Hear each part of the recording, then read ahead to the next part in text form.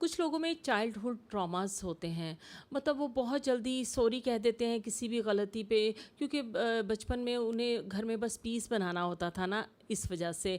और कुछ लोग जो हैं वो उनको प्यार जब तभी मिलता था जब वो आस पास के लोगों को खुश करते थे। पीपल प्लीजिंग की उनको आदत हो जाती है, वो लोगों को खुश करने में ही ज़िंदगी गुजार देते हैं। इसके अलावा ये है कि ज़रूरियात ही कई बच्चों की इतनी पूरी ही नहीं हो पाती थी, जिसकी वजह से वो अपनी ज़रूरियात से ही, अपनी नीड्स से ही डिस्कनेक्ट रहते हैं, उन्हें पता ही नहीं होता कि उनको क्या चाहिए।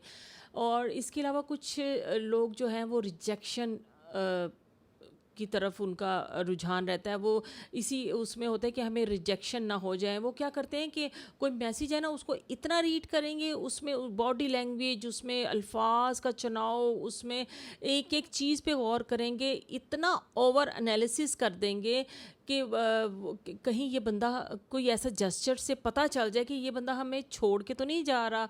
तो इस तरह की उनकी फीलिंग हो जाती है।